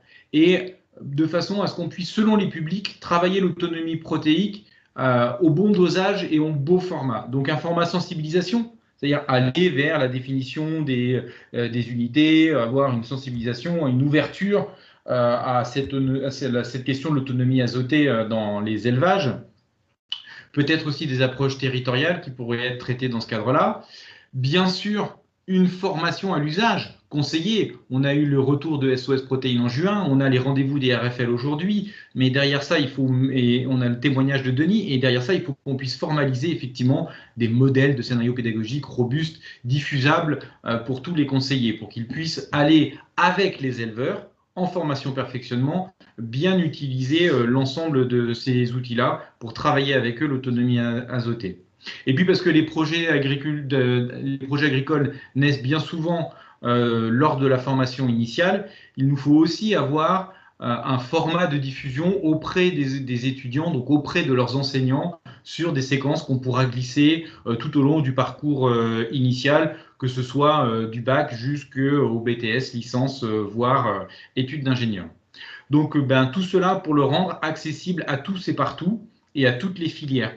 Donc ça, c'est un objectif de massification qui est poursuivi par ces deux projets, et notamment par le modèle des réflexes financés par le CASDAR, qui doivent pouvoir sortir les projets un petit peu d'un contexte confidentiel et qu'ils soient utilisés partout et pour tous. Je vous remercie de votre attention et on peut passer aux questions. On est à vos dispositions. Merci à tous les deux pour votre intervention, pour vos interventions. On va pas avoir beaucoup de temps pour prendre des questions. Par contre, vous avez dans le chat une proposition pour évaluer un système d'un des participants qui a travaillé sur son autonomie protéique. Donc, je vous laisserai peut-être vous mettre en relation. Je ne sais pas s'il y a une question brûlante sur l'outil Devotop avant que l'on conclue la session. Peut-être juste une information. Donc, Romain, tu nous as présenté pas mal d'évolutions à venir. Où est-ce qu'on pourra suivre toutes ces évolutions et pouvoir ensuite faire partie du public formé ou utilisateur de cet outil? Donc, pour développer la version 2 de Devotop, il y a 4 régions engagées, mais l'ambition, bien sûr, de travailler sur toute la France. Donc, on est sur toute la frange ouest, Normandie, Bretagne, Pays de la Loire et Nouvelle-Aquitaine, ce qui va nous permettre d'extraire l'outil de son contexte juste Bretagne, Pays de la Loire. Et puis, donc, on a toute une campagne d'évaluation qui va passer par mail sur les besoins et leur évaluation. Donc là, on va travailler ça dans un premier temps par réseau. Et derrière la visibilité et l'avancée des travaux, on s'est donné les rendez-vous et c'est les grands événements. Alors, ça va être les grands événements de l'Ouest. Je pense au Prairial, je pense au SPACE, mais l'objectif, c'est d'avoir effectivement un rendez-vous final de livraison au SPACE 2022. Pour offrir toute la visibilité et la lisibilité. Et puis, bien sûr, aujourd'hui, ce mode de format de type webinaire sera créé et doté pour avoir la meilleure lisibilité du bon usage de Devotop de le retour. Très bien. À suivre. Donc. Pour la question qui est mise effectivement dans le chat, avec plaisir, on va se rapprocher de vous. On a les coordonnées via les RFL pour se rapprocher de vous et faire ce travail. Très bien. Merci beaucoup. Henri, je vais te laisser la parole peut-être pour conclure. Oui, et avant tout remercier tous les intervenants pour leur présentation et les réponses qu'ils ont pu apporter aux questions via le chat. Avant de clore cette première session régionale des RFL3, je voulais vous rappeler les différentes autres sessions qui vont se tenir. Donc, on était sur celle des légumineuses aujourd'hui, et nous aurons du coup demain celle sur les légumineuses et les paiements pour services rendus. Jeudi, les légumineuses à graines pour l'alimentation animale. La semaine prochaine, le mardi 16, tout ce qui est source d'innovation dans l'alimentation des ruminants et des monogastriques. Le mercredi 17, sur les légumineuses en association, des retours d'expérience. Jeudi 18, sur les légumineuses pour l'alimentation humaine. Et la dernière, qui se tiendra d'ici 3 semaines, du coup, sur les légumineuses comme plantes de service dans les systèmes de culture. Donc, on est toujours sur le même créneau. C'est des séries, ce sont des interventions qui sont gratuites, mais sur inscription, pour que vous ayez les liens de connexion. Et normalement, on va vous remettre, voilà, Aline vous a remis dans le chat le petit lien sur lequel vous pouvez cliquer pour arriver à la page qui vous permettra de vous inscrire à l'une ou l'autre de ces sessions. Je vous invite du coup maintenant à clore. Peut-être que les intervenants peuvent rallumer leur caméra pour partager ce moment de fin. Et on tient les temps, il est 59. Merci à tous les intervenants. J'espère que vous avez apprécié ce webinaire et nous allons pouvoir vous souhaiter une belle et bonne journée maintenant. Voilà, et donc juste pour répondre à la question qu'il y avait dans le chat, les replays seront disponibles sur les chaînes YouTube des organisateurs. Donc je pense à la fois les chaînes YouTube DRFL3 et puis aussi les chaînes YouTube de Terrinovia, la Chambre d'agriculture, VGPolice et l'ESA. Voilà, je vous souhaite une bonne journée et merci à tous pour vos participations. Et bonne journée à tous. Merci, bonne journée. Merci, au revoir.